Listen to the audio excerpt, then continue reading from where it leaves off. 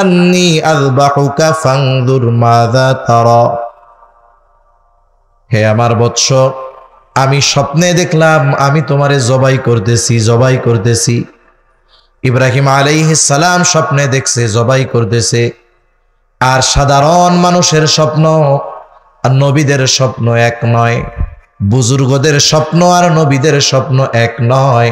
বলে নবীদের স্বপ্ন হলো ওহী, আর যত বুজুর্গ বড় স্বপ্ন দেখুক না কেন, কখনো তার ওই স্বপ্নের দ্বারা শরীয়তের কোনো বিধানের চুল পরিমাণও নড়চড় করা যাবে না।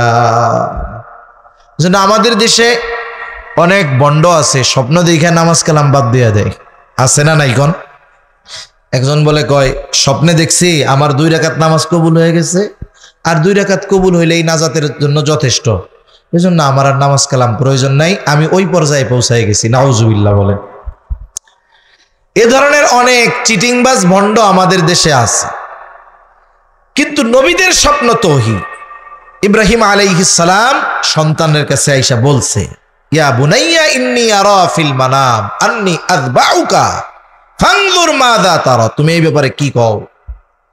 ইব্রাহিম আলাইহিস সালাম স্বপ্নে দেখছে। স্বপ্ন যদি ওহী হয়, আর ওহী তো আল্লাহর নির্দেশ, ঠিক না? তাইলে সন্তানরা আবার জিজ্ঞাসা করার দরকার কি, তুমি কি কও? আল্লাহ তাআলা যখন বনি আদম সৃষ্টি করতে চাইছে, ওয়াইদ ক্বালা রাব্বুকা লিল মালাইকাতি ইন্নী জাইলুন ফিল আরদি খলিফা। আল্লাহ তাআলা যখন ফেরেশতাদের কাছে বললেন ইন্নী জাইলুন ফিল আরদি খলিফা, আমি এই জমিনে আমার প্রতিনিধি পাঠাতে চাই, মানুষ সৃষ্টি করতে চাই, মূল কথা যেটা। ফেরেশতাদের জবাব কি? ক্বালু আতাজআলু ফিহা মান ইউফসিদু ফিহা ওয়া ইয়াসফিকুদ দিমা। আপনি কি এমন কোন জাতি সৃষ্টি করবেন যারা জমিনে গিয়ে বিশৃঙ্খলা করবে, রক্তারক্তি করবে, হানাহানি করবে? আমরাই তো আছি আপনার প্রশংসা করার জন্য, আপনার ইবাদতের জন্য তো আমরাই আছি। ওয়া নাহনু নুসাব্বিহু বিহামদিকা ওয়া নুকদ্দিসু লাক। আমরাই তো আপনার পবিত্রতা বর্ণনা করি, আমরাই তো আপনার প্রশংসার জন্য আছি। আল্লাহ যে ফেরেশতাদেরকে বলছে, ফেরেশতাদের মতামত নেওয়ার জন্য বলছে নাকি? যে না, ফেরেশতারা যদি বলে তাহলে আর মানুষ টানুষ বানাবো না, এই জন্য বলছে। আল্লাহ যদিও তাদের অবস্থা জানেন, এরপরেও তাদের অবস্থা তাদের কাছ থেকে জানতে চান, কিন্তু সিদ্ধান্ত তো আল্লাহরটাই। ইব্রাহিম আলাইহিস সালাম জানেন এটা আল্লাহর নির্দেশ। সন্তান যদি মানাও করে, আমি নির্দেশ মান্য করব, কিন্তু সন্তানের মনোভাবটা জানা দরকার। সন্তান এরকম জবাব কি দিছে? আমাদের মতো সন্তান হলে কিন্তু কয় কি, কেমন বাপ, জবাই করার নির্দেশ দিছে। সন্তানের জবাব কি? সন্তানও সেই রকম নবীর ছেলে, নবী হবে, জবাবটাও এরকম। ইব্রাহিম আলাইহিস সালামের সন্তানকে যখন বলা হলো ইন্নী রাআইতু ফিল মানামি আন্নী আযবাহুকা ফানজুর মাযা তারা, সন্তানের জবাব ক্বালা ইয়া আবাতি ফাআল মা তু'মার সাতাজিদুনি ইনশাআল্লাহু মিনাস সাবিরিন। বলে হে আমার পিতা, ইয়া আবাতি ফাআল মা তু'মার, আপনি আল্লাহর কাছ থেকে যা নির্দেশ প্রাপ্ত হয়েছেন ওটাই করেন, আপনি আমাকে ধৈর্যশীলদের অন্তর্ভুক্ত পাবেন। ইব্রাহিম আলাইহিস সালামকে যখন ইরাকে সর্বশেষ বাবেলে নমরুদ অগ্নিকুণ্ডের মধ্যে ফালায়া দিছে, ওইখানে আল্লাহ তাআলা তো নমরুদরে মূলত অপমান করছে, যে দেখ তুই অগ্নিকুণ্ডের মধ্যে ফালাইলি, আর ওটাকে আমি সুশীতল একবারে বাগান বানায় দিছি। এরপর ইব্রাহিম আলাইহিস সালাম হিজরত করলেন, সব কিছু ছেড়ে আসছেন। পিতাও সঙ্গ দেয় নাই, পিতাও ত্যাগ করে দিছে ছেলেরে, যাও তোমার আমার লাগবে না। ইরাক থেকে হিজরত করলেন শামে। শাম বলতে শুধু সিরিয়া তা না, ফিলিস্তিন, জর্ডান, সিরিয়া এসব তৎকালীন শামের অন্তর্ভুক্ত। এখন ইব্রাহিম আলাইহিস সালাম চলে আসতেছে স্ত্রীকে নিয়ে। ওনার তো সন্তান নাই। মানুষের বার্ধক্যে সবচাইতে বড় সহযোগী থাকে তার সন্তান।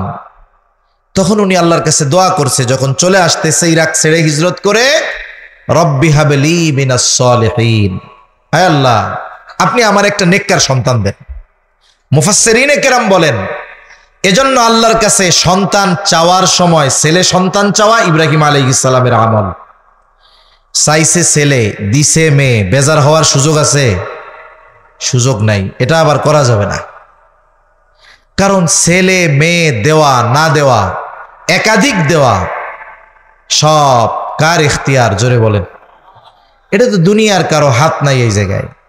এজন্য এখনো আমাদের সভ্য সমাজ যেটারে বলা হয়, এই সমাজেও এখনো যদি একের পর এক পরপর 2-3টা কন্যা সন্তান হয়, তাইলে অবস্থা ওই মহিলার খারাপ, সব দোষ মহিলার।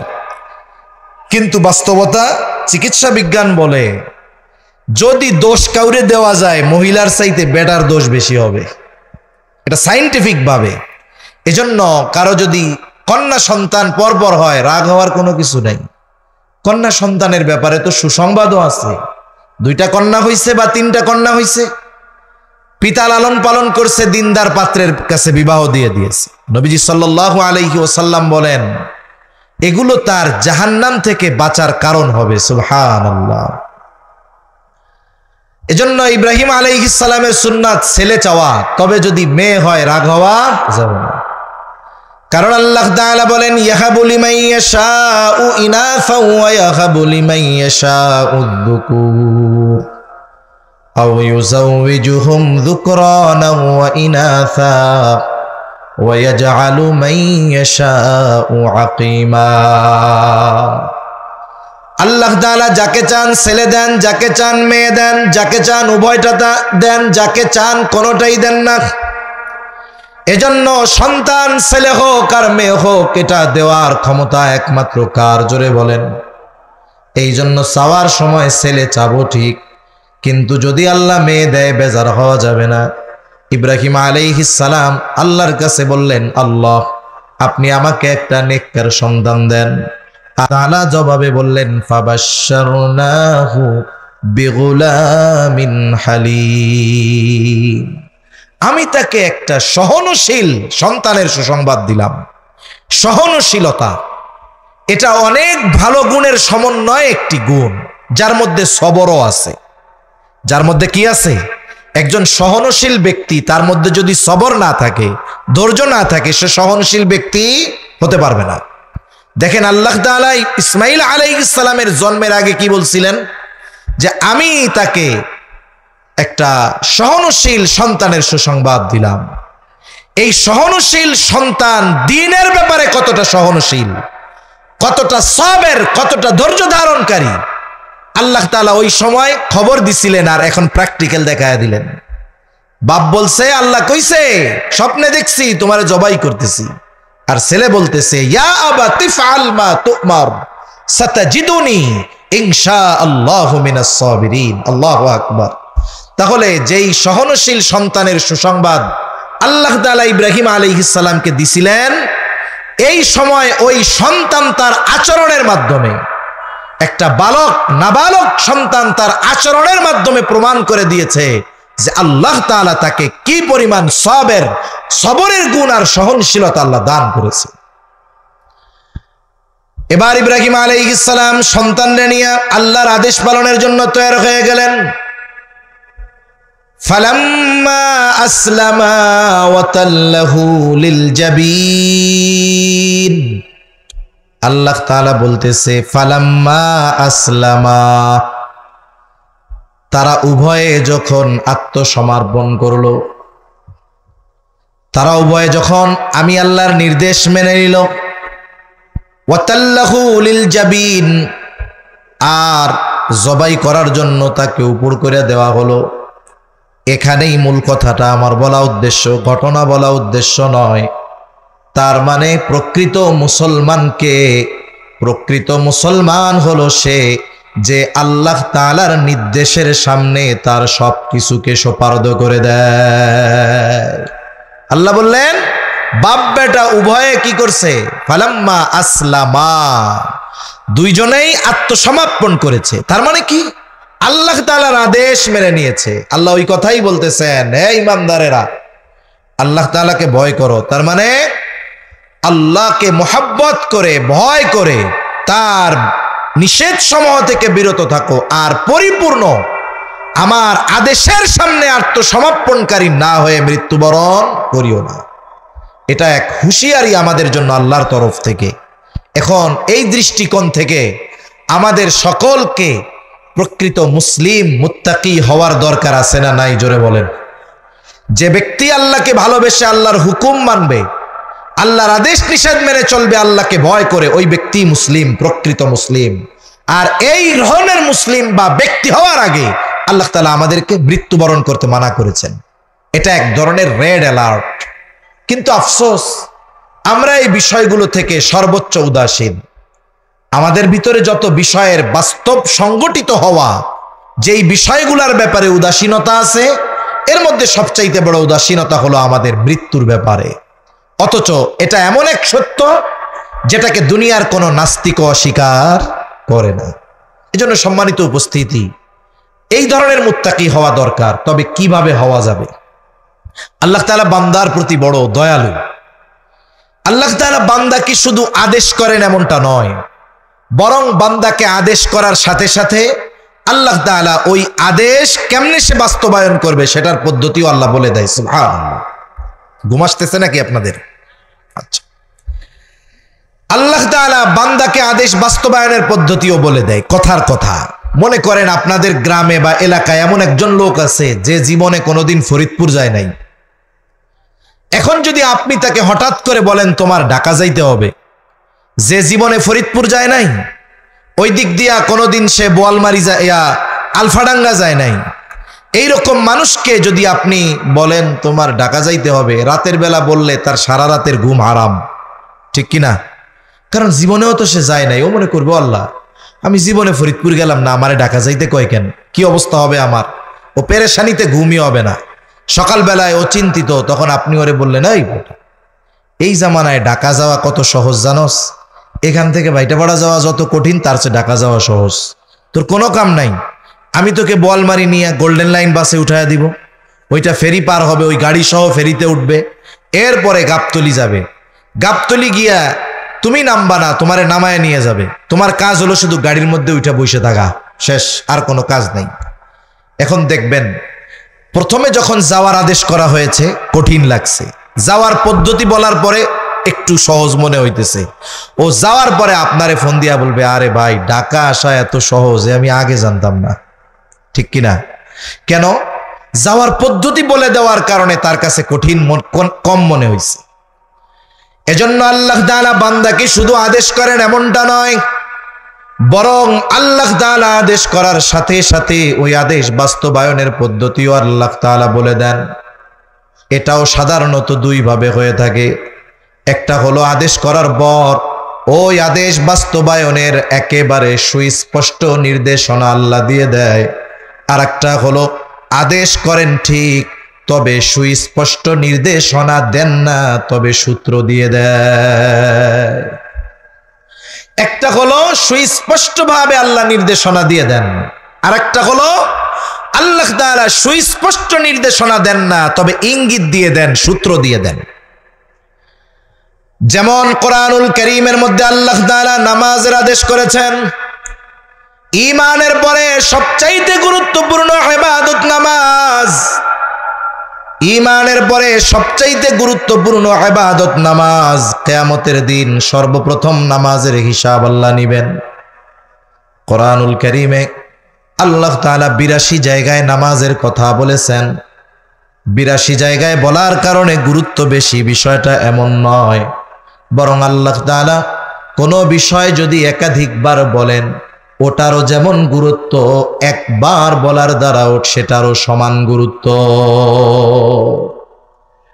এখন ঈমানের পরে গুরুত্বপূর্ণ ইবাদত নামাজ বুঝে থাকলে একটু জবান খুলে জবাব দিবেন, নামাজের আদেশ কোথায় আছে? কোরআনে। জোরে বলেন, কোথায়? কোরআনে আছে। আমাদের দেশে একটা গ্রুপ নতুন নতুন আমদানি করতেছে। ফিতনার সময়কাল তো একটার পর একটা আসবেই। এক গ্রুপ বের হইছে আহলে কোরআন। এরা নাম দিছে কি? আহলে কোরআন। এই আহলে কোরআন মানে ওরা হাদিস অস্বীকারী, সোজা কথা যেটা, হাদিস অস্বীকারী। এরা শুধু কোরআনই মানবে, হাদিস মানবে না। এখন কেউ যদি হাদিস অস্বীকার করে, প্রক্রান্তরে সে কোরআন অস্বীকার করে। হাদিস কারবানি, নবীর কথা, সোজা কথা আর কি যেটা। কোরআন কি সরাসরি আমরা আল্লাহর কাছ থেকে শুনছি? হাদিসও পাইছি নবীর কাছ থেকে, কোরআনও পাইছি। একই ব্যক্তির ক্ষেত্রে তোমাদের দুই ধরনের ধারণা কেন? উনি যেটারে কোরআন বলছে সেটা বিশ্বাস করো, কিন্তু ওনার মুখ দিয়ে যেটা বের হয়েছে ওইটারে বিশ্বাস করো না। তার মানে প্রক্রান্তরে তোমরা নবীজির হাদিস অস্বীকার করার মাধ্যমে কোরআনকে অস্বীকার করো, ঠিক কিনা বলেন? এটা সহজ কথা, আমি লম্বা ব্যাখ্যার মধ্যে যাব না। এখন যারা বলে আমরা শুধুমাত্র কোরআন মানি, হাদিস মানি না, ওদেরকেও যদি বলি, অথবা দুনিয়ার সব আলেমদেরকে যদি বলা হয় এক কাজ করেন, হাদিস দেখা যাবে না, নবীর সিরাত সুন্নাহ হাদিস সব একদিকে রাখেন, নামাজের আদেশ আছে কোরআনে, একেবারে হুবহু কোরআনের ইবারত থেকে ফজরের 2 রাকাত সুন্নাত আমরা যেভাবে পড়ি সব মাসালাগুলো শুধু কোরআন থেকে বের করেন। কিয়ামত পর্যন্ত যদি হায়াত দেওয়া হয়, নবীর হাদিস বাদ দিয়ে শুধু কোরআন থেকে 2 রাকাত নামাজের যেই সিস্টেম পদ্ধতি, এটা কিয়ামত পর্যন্ত তারা বের করতে পারবে না। তাহলে নামাজের আদেশ কোরআনে আছে, তবে নামাজের পদ্ধতি আল্লাহ কোরআনে বলে দেন নাই। এজন্যই আল্লাহ তাআলা তার আনুগত্যের নির্দেশ দিয়েছেন। কোরআনুল কারীমে আল্লাহ তাআলা বলেন, ওয়ামাইয়ুতিইল্লাহা ওয়ার রাসূলা ফাউলাইকা মাআল্লাযীনা আন'আমাল্লাহু মিনান নাবিয়্যিনা ওয়াস সিদ্দীকিনা ওয়াশ শুহাদা'i ওয়াস সালিহিন। আল্লাহ তাআলা এখানে তার আনুগত্যের কথা, সাথে সাথে রাসূলের আনুগত্যের কথা বললেন। আবার কোন কোন জায়গায় শুধু নিজের আনুগত্যের কথা বলেছেন। আমরা যদি আল্লাহ তাআলাকে প্রশ্ন করি, জানতে চাই, আল্লাহ আপনার আনুগত্য কেমনে করব, আল্লাহ তাআলা জবাব দিয়ে বলেন, মাইয়ুতি'র রাসূলা ফাকাদ আতা আল্লাহ। যে আল্লাহর রাসূলের আনুগত্য করলো সে আল্লাহর আনুগত্য করলো। তার মানে যেই আদেশগুলো আল্লাহ তাআলার, এই আদেশের আনুগত্য যদি করতে হয়, তাহলে রাসূলের আনুগত্যের মাধ্যমে আল্লাহর ওই আদেশের আনুগত্য করা যায়।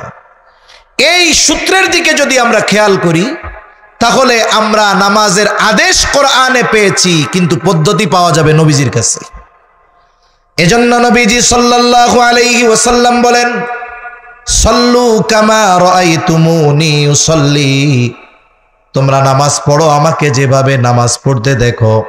তার মানে নামাজের আদেশ করেছেন আল্লাহ, আর উম্মতকে নামাজের পদ্ধতি শিখিয়েছেন মুহাম্মাদুর রাসূলুল্লাহ সাল্লাল্লাহু আলাইহি ওয়াসাল্লাম। উদাহরণ অনেক দেওয়া যাবে, সময় লম্বা হয়ে যাবে। তাইলে মূল বিষয় হলো, আল্লাহ তাআলা বান্দাকে যখন কিছুর আদেশ করেন, ওই আদেশ বাস্তবায়নের পদ্ধতি কমপক্ষে 2টা। একটা, আদেশ করার সাথে সাথে সুস্পষ্ট নির্দেশনা দেন। আর একটা, আদেশ করেন তবে সুস্পষ্ট নির্দেশনা দেন না, তবে সূত্র জানিয়ে দেন। যেমন নামাজের আদেশ আল্লাহ কোরআনে করেছেন, তবে নামাজের পদ্ধতি শিখতে হবে মুহাম্মাদুর রাসূলুল্লাহ সাল্লাল্লাহু আলাইহি ওয়াসাল্লাম থেকে। আরেকটা বলি, যেমন রুকু করা নামাজের ফরজ সমূহের মধ্যে একটি ফরজ। কি করা? রুকু করা। যিনি সুস্থ ব্যক্তি তিনি পরিপূর্ণভাবে তো রুকু করবেন। রুকু শব্দের শাব্দিক অর্থ হলো ঝুঁকা। রুকু শব্দের শাব্দিক অর্থ ঝুঁকা। এখন আমি সুস্থ মানুষ, আপনাদের সাথে মসজিদে নামাজে দাঁড়াইলাম, আপনারা রুকুতে গেছেন, আমিও রুকুতে গেছি, তবে আপনাদের রুকু আর আমার রুকুর মধ্যে তফাৎ। আমি দাঁড়া হয়ে একটু শুধু ঝুঁকছি। নামাজের পরে কি বলবেন? দেখতে তো হুজুর হুজুর লাগে, রুকু কেমনে করে জানেন না? তা আমি যদি তখন বলি, ভাই রুকু শব্দের শাব্দিক অর্থ হলো ঝুঁকা, আমি তো একটু ঝুঁকছি, বলে না না এটারে তো রুকু বলে না। তাহলে আমি যদি আপনারে বলি তখন রুকু শব্দের অর্থ ঝুঁকা, তবে ঝুঁকবো কতটুকু? তখন আপনারা কি বলবেন? আলেমদের থেকে যদি শিখে থাকেন বলবেন আমাদের ওলামায়ে কেরাম আমাদের শিখিয়েছে নামাজের মধ্যে যেই রুকু, এটা এরকম সোজা হয়ে দাঁড়াইলাম, রুকুর সময় একেবারে এই রকম ডালের মতো হয়ে যাবে, এলের মতো হয়ে যাবে, এইভাবে বাঁকা হইতে হবে, পিঠ মাথা সমান হয়ে যাবে, এটা হইল রুকু। তার মানে যদি কোরআন থেকে শাব্দিক অর্থ নিতে চায় তাহলে ঝুঁকা কতটুক তা নাই, তবে কতটুকু ঝুঁকলে ওই রুকু হবে যেই রুকুর আদেশ আল্লাহ করেছেন, এটা আমাদের প্র্যাকটিক্যাল ভাবে শিখিয়েছেন মুহাম্মদুর রাসূলুল্লাহ সাল্লাল্লাহু আলাইহি ওয়াসাল্লাম। তাহলে আল্লাহ তাআলা কিছু আদেশ সুস্পষ্টভাবে বর্ণনা দেন না, আবার কিছু আদেশ করার সাথে সাথে আল্লাহ তাআলা আদেশ বাস্তবায়নের পদ্ধতি বলে দেয়।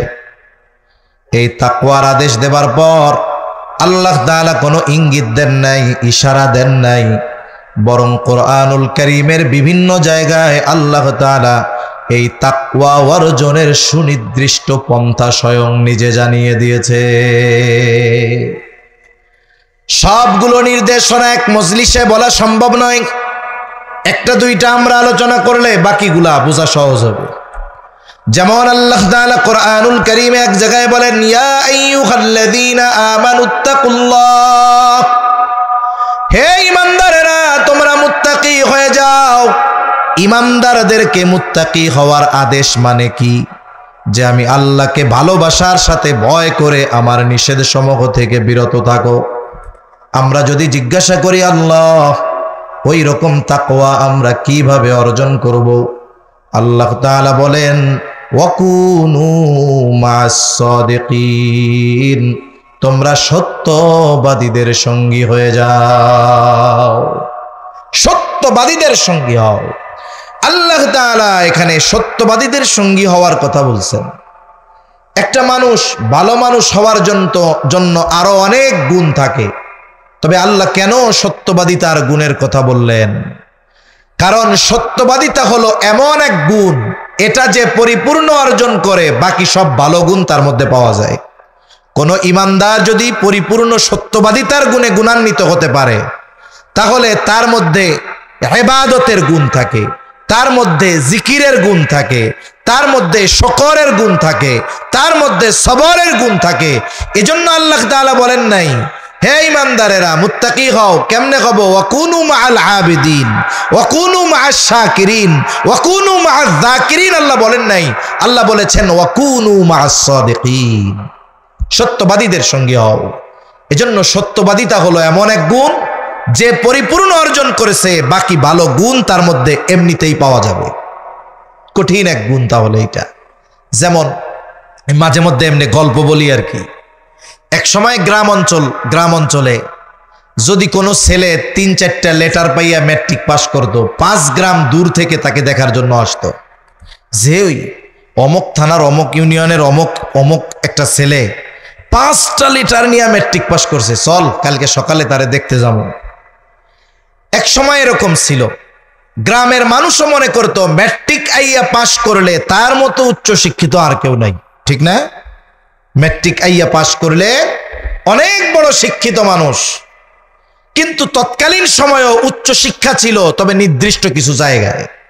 মনে করেন প্রত্যন্ত অঞ্চল থেকে একটা ছেলে শহরে গিয়ে তৎকালীন সময়ে দূরে গিয়ে সে উচ্চ শিক্ষায় শিক্ষিত হয়েছে, অনার্স মাস্টার্স সব কমপ্লিট করে আসছে, বিসিএস ক্যাডার হয়ে গেছে।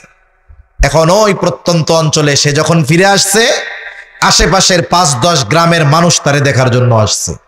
ওরে বাবা, আমাদের থানার মধ্যে সবচাইতে বড় শিক্ষিত মানুষ, যাই ওর একটু দেখে আস। সবাই দেখে দেখে চলে গেছে। এক মুরব্বী দাঁড়ায় আছে। এখন কোন মুরব্বী? বলে যেই মুরব্বী জানে ম্যাট্রিক আইয়া পাস করলে উচ্চ শিক্ষিত। সবাই চলে যাবার পরে উনি ওই উচ্চ শিক্ষিত লোকটার কাছে গিয়ে বলতেছে, বাবা শুনলাম তো তুমি অনেক বড় শিক্ষিত, তা তুমি কি লেখাপড়া করছো একটু কও তো। যে উচ্চ শিক্ষায় শিক্ষিত সে কি বলবে নাকি আমি ক্লাস 1 পাস করছি এরপরে 2 পাস করে 3, এগুলো কি বলবে? সে তার হায়ার এডুকেশনের কথাগুলো বলবে। সে বলতেছে যে আমি অমক ইউনিভার্সিটিতে অনার্স করছি, এরপরে মাস্টার্স করছি, এরপরে বিসিএস দিছি, এরপরে এই বিষয়ের উপরে পিএইচডি করছি, এই অমুক তমুক সব কইছে, কিন্তু বেচারা ম্যাট্রিক আর আইয়া পাশের কথা কয় নাই। মুরব্বী কি জানে? ম্যাট্রিক আইয়া পাশ করলে উচ্চ শিক্ষিত। উনি ওনার শিক্ষাগত যোগ্যতার পরিচয় দিতে গিয়ে ম্যাট্রিক আইয়ার কথা বলে নাই, কারণ ওই শিক্ষার সামনে এগুলার কোনো ভ্যালু নেই। মুরব্বী খুব তাচ্ছিল্যের সাথে বলতেছে, এত কিছু পড়লা, ম্যাট্রিক আইয়া কি পাশ করছিলা? কথা বুঝেন নাই মনে হয়। তুমি এত ডক্টরেট করে ফেলছো, ম্যাট্রিক আইয়া কি পাশ করছো? এখন বিষয়টা হলো, বলেন তো, উনি যদি ম্যাট্রিক আইয়া পাশ নাই করতো, ইউনিভার্সিটির বারান্দায় যাইতে পারতো? পারতো না। এজন্য একজন মানুষ যখন তার সর্বোচ্চ পদের কথা বলে, গুণের কথা বলে, সার্টিফিকেটের কথা বলে, তার মানে বোঝা যায় বাকিগুলা তার পকেটে আছে। ঠিক কিনা বলেন? এজন্য আল্লাহ রাব্বুল আলামিন সর্বোত্তম গুণের কথা আল্লাহ তাআলা উল্লেখ করে বলেন, ওয়াকুনু মা'আস সাদিকিন, তোমরা সত্যবাদীদের সঙ্গী হয়ে যাও। সত্যবাদিতার গুণ, এটা কত পাওয়ারফুল গুণ। আমার আপনার নবী যখন প্রকাশ্যে দ্বীনের দাওয়াত দেওয়া শুরু করলেন, আবু কুবাইস পাহাড়ে উঠে মক্কার সব মানুষকে আহ্বান করলেন। রাসূলুল্লাহ সাল্লাল্লাহু আলাইহি ওয়াসাল্লাম তখন 43 বছর বয়স।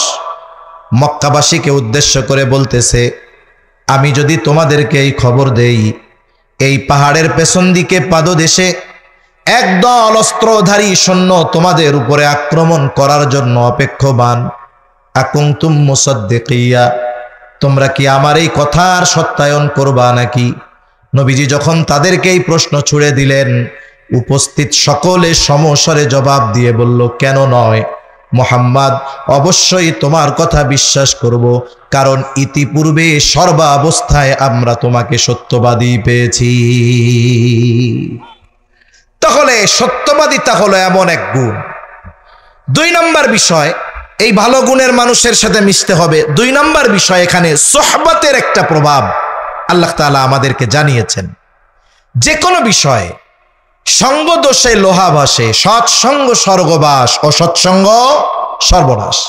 কোন ব্যক্তি যদি তার চারিত্রিক জীবনে উন্নতি চায়, মনে করেন তার চারিত্রিক লেভেল এতটুক, তাহলে মিশতে হবে তার চাইতে ভালো মানুষ যে তার সাথে। তাহলে কি হবে? তাহলে তার চরিত্রটা একটু ভালো হবে। একজনের চরিত্র এতটুক ভালো, ও যদি সঙ্গী বানায় ওর চাইতে চারিত্রিক দিক দিয়ে নিম্ন কাউকে, আস্তে আস্তে খারাপ হবে, আস্তে আস্তে ওর চরিত্র আরো খারাপ হবে। এজন্য ভালো গুণ অর্জনের ক্ষেত্রে খেয়াল করতে হয়, কে আমার চেয়ে ভালো গুণে গুণান্বিত বেশি, আমি তার সঙ্গ নিব। তাহলে কি হবে? আস্তে আস্তে তার ভালো গুণগুলো আমাদের মধ্যে চলে আসবে। আমাদের দেশে নাম বললে অনেকে জানা যাইতে পারে, চিনতে পারে, ভিডিও হইতেছে, তার কানেও চলে যাইতে পারে। কোন ব্যক্তির নাম উল্লেখ করার দরকার নাই, এরকম লোক আমাদের সমাজে অনেক আছে, আমাদের এলাকায়ও আছে, কম বেশি সব জায়গায় আছে। অনেক মানুষ আছে, এখনো প্রত্যন্ত অঞ্চলে এমন মানুষ আছে, 8 ফেল ডাক্তার। কি fail doctor? 8 fail doctor. 8 fail করে আবার ডাক্তার হয় কেন? MBBS কমপ্লিট করার আগে তার নামের আগে ডাক্তার লেখানো তো বৈধ না। তবে হ্যাঁ, অনেক এলাকায় এমন লোক আছে যে 8 ফেল ডাক্তার। কেমনে? এক এলাকায় এরকম আছে, এক লোক টাকা পয়সার অভাবে লেখাপড়া করতে পারে না। ওই সময়ের একজন ডাক্তার MBBS, সে এলাকায় এসে বাজারে ফার্মেসি দিছে, রুগী দেখে। এখন তার সহকারী তো একজন দরকার। এখন ওই 8 ফেল ছেলেটারে তার কাছে রাখছে, 8 ফেল ছেলেটারে ফার্মেসিতে বসাইছে, বিভিন্ন রোগের ওষুধ দেয়, বলে এই ওষুধগুলো দাও, এগুলো দাও, এগুলো দাও, ও দেয়। সাথে সাথে অপারেশন করার সময় কেটে ছিঁড়ে গেছে, সেলাই দেওয়ার সময় তারে রাখে। এইভাবে 1-1.5 যুগ ওই ডাক্তারের সাথে ওই লোকটা থাকছে। কোন লোক? 8 ফেল ওই লোকটা। একটা সময় ডাক্তারের ছেলে পেলে কেউ নাই, ডাক্তারের হায়াতের শেষ সময় অতিবাহিত করতেছে। ডাক্তার বলে, তুই এত বছর আমার সাথে থাকলি, আমার তো আর ওয়ারিশ নাই, যা এই দোকান তোরে আমি দিয়া গেলাম। এখন ডাক্তার মরে গেছে, এখন চেয়ারে বসছে কে? তার নামের আগে ডাক্তার হয়ে গেছে। অনেক MBBS ভালো ভালো স্পেশালিস্ট দেখায় আসে, গ্রামের মানুষ কয় আমাগো ওই আব্দুল্লাহ ডাক্তারের মতো ডাক্তার ঢাকা শহর এখনো পয়দা হয় নাই, কিন্তু আব্দুল্লাহ ডাক্তার কি ফেল জোরে বলেন? তার উপরে এত আস্থা কেন? বলে ও তো এইটা পাস করে নাই। করে আরে মিয়া, অমুক ডাক্তারের সাথে 2 যুগ ছিল। অমুক ডাক্তারের সাথে কয় যুগ ছিল? 2 যুগ ছিল। সব জ্ঞান ওরে দিয়ে গেছে। ওই সময়ের ডাক্তার আর এখনকার ডাক্তার, ও আমাগো আব্দুল্লাহ ডাক্তারের সামনে কিছুই না। তবে পাস কি? এই যে মানুষের তো আস্থা তার উপরে কেন? বলে ওই যে এক অভিজ্ঞ ডাক্তারের সাথে 2 যুগ থাকার কারণে। ঠিক কিনা বলুন? একটা ছেলে বাংলাদেশের সর্বোচ্চ মার্ক নিয়ে যদি এমবিবিএস কমপ্লিট করে, ও যদি এখন বলে আমি এদেশের সবচাইতে বেশি মার্ক নিয়ে এমবিবিএস কমপ্লিট করছি, আমি কাল থেকে রোগী দেখব, ওর সুযোগ নাই। এবার তাকে এমবিবিএস কমপ্লিট করার পরে আরেকজন ডাক্তারের সোহবতে থাকতে হয়, ইন্টার্নি বলা হয় এটাকে। কারো ক্ষেত্রে 1 বছর লাগে, কারো ক্ষেত্রে 2 বছর লাগে। যার তত্ত্বাবধানে সে থেকে ওই প্র্যাকটিক্যাল ভাবে সে তার শিক্ষাগুলোকে কাজে লাগায়, সোহবতে থাকে। ওই ইন্টার্নি যার অধীনে করেছে, সে যতক্ষণ না তাকে সার্টিফিকেট দিবে ততক্ষণ পর্যন্ত সে রোগী দেখার জন্য চেম্বারে বসতে পারবে না। জাগতিক দিক দিয়ে একটা ভালো ডাক্তার হলে ভালো ডাক্তারের সোহবতে যাওয়া লাগে। এজন্য দুনিয়ায় যদি আমরা ভালো মানুষ হতে চাই, তাহলে ভালো মানুষের সঙ্গর দরকার আছে না নাই? টাকা পয়সা, সাদাবাজি, ছিনতাই এগুলো কেড়ে নেওয়া যায়, কিন্তু আরেকটা মানুষের গুণ, এটা পাওয়ার দিয়ে কেড়ে নেওয়া যায় না। এটা সংস্পর্শতার কারণে আসে, সোহবতের কারণে আসে। এজন্য আমরাও আমাদের চাইতে সর্বদিক দিয়ে যারা ভালো গুণে, আমরা তাদের সংস্পর্শে থাকার চেষ্টা করব। আল্লাহ তৌফিক দান করেন। এরপরে আরেকটা আল্লাহ তাআলা বলেন, ইয়া আইয়ুহাল্লাযীনা আমানুত্তাকুল্লাহ। আল্লাহ তাআলা বলেন, হে ঈমানদারেরা, মুত্তাকি হয়ে যাও। তার মানে কি? আল্লাহকে মুহাব্বতের সাথে ভয় করে আল্লাহর আদেশ নিষেধ সমূহ মেনে চলো। আমরা যদি জিজ্ঞাসা করি আল্লাহ মুত্তাকি কেমনে হব, আল্লাহ তাআলা বলেন, ওয়াল তানদুর নাফসুম মা কদ্দামাত লিগাদ। আল্লাহ তাআলা বলেন, তুমি আগামীর দিকে নজর দাও, তুমি আগামীর জন্য কি প্রেরণ করেছ। আল্লাহ রাব্বুল আলামিন এখানে আগামী মানে ভবিষ্যতের কথা বলেছেন। ভবিষ্যৎ একটা হলো অনির্দিষ্ট, আর একটা হলো সুনির্দিষ্ট। দুনিয়ার এই হায়াত যেই ভবিষ্যৎ, এটা অনির্দিষ্ট ভবিষ্যৎ। একজন সরকারি চাকরিজীবী, মনে করেন 20 বছর বয়সে তার সরকারি চাকরি হয়েছে, আর্মিতে হোক, সেনাবাহিনী, নৌবাহিনী, যেখানেই হয় হোক, 20 বছরে চাকরিতে ঢুকলো, বেতন চালু হয়ে গেল। বলেন তো, মাসের শেষে গভর্নমেন্ট তাকে পরিপূর্ণ বেতন দেয় নাকি বেতন থেকে কিছু টাকা কেটে রাখে? বেতনের পরিমাণের উপরে একটা % প্রতি মাসে কেটে রাখে। বলে টাকা যে কাটতেছে দেবে কখন? বলে চাকরি ছাড়বে যখন। ঠিক না? এইবার সরকার টাকা জমায় প্রতি মাসে, সেও তার উপার্জন থেকে কিছু টাকা জমায়। যদি জিজ্ঞাসা করা হয় কেন জমাও, বলে চাকরি আছে এখন জমায় রাখি, চাকরি যখন থাকবে না তখন যেন কিছু করতে পারি। সরকারও জমায়, কেমন যেন তারে বলে চিন্তা নাই, চাকরি করতে থাকো। তোমার 60 বছর বয়স পর্যন্ত তোমার যত পরিমাণ টাকা জমা হবে, তুমি যখন এলপিআরে যাবা, জমানো টাকার কমপক্ষে 2 গুণ পরিমাণ তোমারে ফেরত দেওয়া হবে, যাতে করে বাকি হায়াত তুমি বসে বসে খাইয়া কাটায়া দিতে পারো। এই যে ভবিষ্যতের জন্য টাকা জমানো হয়, 20 বছর বয়সে টাকা জমানো শুরু হলো, 60 বছরের পরে ভালো থাকার জন্য। এই যে ভবিষ্যতের জন্য টাকা জমানো হচ্ছে, বলেন তো ওই ব্যক্তির কাছে ওই ভবিষ্যৎটা অনিশ্চিত নাকি সুনিশ্চিত? অনিশ্চিত। সে 60 বছর পর্যন্ত বাঁচবে কিনা এর কোনো নিশ্চয়তা আছে? অথচ 60 বছর পরে কি করবে এই চিন্তায় 20 বছরে চুল পাকা শুরু হয়ে গেছে। আল্লাহ তাআলা এই জায়গায় সুনিশ্চিত ভবিষ্যতের কথা বলেছেন। সুনিশ্চিত ভবিষ্যৎ হলো মউত, সুনিশ্চিত ভবিষ্যৎ হলো কবর, সুনিশ্চিত ভবিষ্যৎ হাসর, সুনিশ্চিত ভবিষ্যৎ মিজান। সুনিশ্চিত ভবিষ্যৎ, কারো জন্য জান্নাত, কারো জন্য জাহান্নাম। কেমন যেন আল্লাহ বলেন, বান্দা তুমি তোমার ওই সুনিশ্চিত ভবিষ্যতের দিকে নজর দাও। সুনিশ্চিত ভবিষ্যতে ভালো থাকার জন্য তুমি কি জমিয়েছো, বা সুনিশ্চিত ভবিষ্যতে ভালো থাকার জন্য তুমি কি প্রেরণ করেছ? আমরা তো দুনিয়ার অনিশ্চিত ভবিষ্যতে ভালো থাকার জন্য সম্পদ কুক্ষিগত করি, সম্পদ জমাই, সম্পদের পাহাড় জমাই, হিসাব করি বারবার। এজন্য বুজুর্গানে দিন মুহাসাবার কথা বলেন যে আমাদের প্রত্যেকের নিজের আমলের হিসাব করা দরকার। আর হিসাবের কথা শুনলেই আমাদের সামনে টাকা পয়সার চিন্তা আসে গেলি, এটাও বাস্তব। হিসাববিহীন জাগতিক জগতেও কেউ সফলতা অর্জন করতে পারে না। আপনাদের বোয়ালমারী বাজার অনেক বড় বাজার, অনেক বড় বাজার। বাংলাদেশের অনেক জেলার চাইতে বোয়ালমারী বাজার বড়। এমন এমন জেলা আছে যাওয়ার পরে মনে হয় এর চাইতে কাশিয়ানী শহর আরো অনেক বড়। এই বাজারে অনেক বড় বড় ব্যবসায়ী আছে। একজন ব্যবসায়ী সফল হওয়ার জন্য তার যেই নিয়মতান্ত্রিকতা, এর মধ্যে একটি হলো দৈনিক তার হিসাব করা। যেই ব্যবসায়ী তার ব্যবসার হিসাব ঠিকঠাক মতো রাখে, সেই ব্যবসায়ী কোনোদিন পথে বসে যায় না। কেন? বাজারে দেখবেন মার্কেট বন্ধ হয় 10টায়, কিন্তু বড় বড় ব্যবসায়ী দোকান বন্ধ করে দেয় 9টায়। এই 9টা থেকে দোকানের মধ্যে 1 ঘন্টা হিসাব নিকাশ করে। কি হিসাব করে? আজকে কত বেচা হইল, আজকে কয় টাকার মাল কিনলো, আজকে কয় টাকা বাকি গেল। এবার টোটাল বিক্রয়ের উপরে সে একটা হিসাব বের করে, আজকে আমার লাভ কয় টাকা হইল, ঠিক কিনা? এখন ও হিসাব টিসাব করে দেখে 1 লাখ টাকায় ওর 20,000 টাকা লাভ হয়। 1 লাখ বিক্রি হলে লাভ হয় কত? 20,000। কিন্তু আজকে 1 লাখ সেল হয়েছে, তবে 30,000 বাকি। বলেন তো আজকের দিনের লাভ তার পকেটে আছে?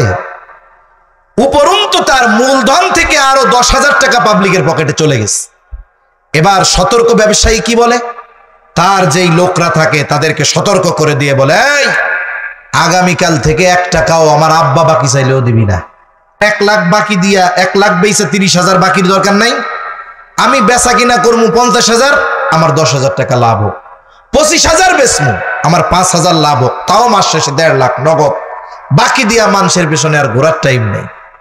এই যে ব্যবসায়ী 1 ঘন্টার হিসাবে সে কি পেল, আগামী দিন তার ব্যবসা কোন পদ্ধতিতে পরিচালনা করা দরকার, এই সিদ্ধান্তে সে উপনীত হতে পারলো, ঠিক কিনা বলেন? আর যদি বেহিসাবি হয়, ও টাকার পরিমাণ দেখে বলবো, ওরে বাবা এত টাকা, কিন্তু মাস শেষে প্রতিদিন তার মূলধন থেকে টাকা সম্পদ মানুষের পকেটে যাইতে যাইতে 6 মাসের মাথায় দোকানের তাক থাকবে, র‍্যাক থাকবে, মাল জিনিস থাকবে না, ঠিক কিনা বলেন? এজন্য হিসাব নিকাশের মাধ্যমে একজন ব্যবসায়ী আদর্শ ব্যবসায়ী হতে পারে। অনুরূপভাবে একজন মুমিন তার আমলের হিসাবের মাধ্যমে সফলতা অর্জন করতে পারে। এজন্য বুজুর্গানে দিন বলেন, রাতের বেলায় যখন একেবারে সব কাজ শেষ করে আমরা বিছানায় যাই, এখন তো আমাদের ঘুমের ট্যাবলেট হইল মোবাইল, ঠিক না? মোবাইল এটা ঘুমের ট্যাবলেট হয়ে গেছে, কিন্তু মেডিকেল সায়েন্স বলে এটা যদি কাছে থাকে ঘুমের সময় এর রেডিয়েশনে মানুষের ক্ষতি হয়। যদি ছোট বাচ্চা হয় তার ক্ষতিটা আরো বেশি হয়। এজন্য এগুলা দূরে রাখে আল্লাহর নামে ঘুমাইতে হবে। শোয়ার পরে 5টা মিনিট হিসাব করতে হবে যে আজকে আমার ভালো কাজ কয়টা, আজকে মন্দ কাজ কয়টা। নিরিবিলি হিসাব করলে প্রত্যেকটা মানুষ সারাদিনের ভালো আর মন্দ কাজের হিসাব 5 মিনিটও লাগবে না, করে ফেলতে পারবে। বিজ্ঞান বলে মানুষ ঘুমের সময় যেই জিনিসটা নিয়ে চিন্তা করে এর প্রভাব গোটা রাত ঘুমের মধ্যেও তার কাজ করে। এজন্য অনেক সময় আমরা আমাদের ছোট ছোট বাচ্চাদের ভূতের গল্প কইয়া ঘুম পাড়াই।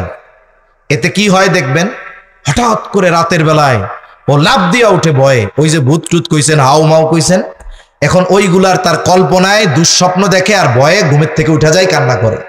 এজন্য রাতের কথা কাজ ঘুমানোর আগের এটার প্রভাব থাকে সবার মধ্যে। এখন সে হিসাব করে দেখে আজকে তার গোনা বেশি সওয়াব কম, গোনা বেশি সওয়াব কম।